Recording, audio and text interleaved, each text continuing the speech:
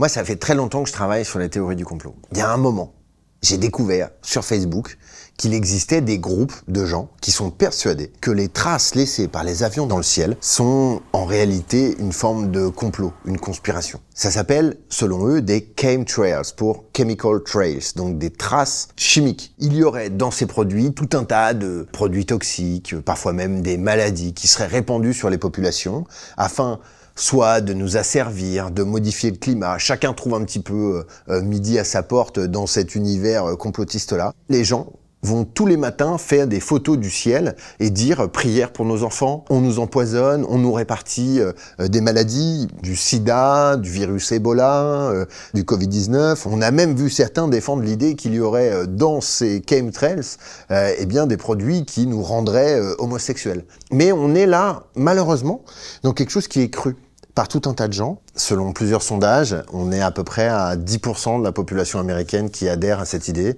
15% de la population française.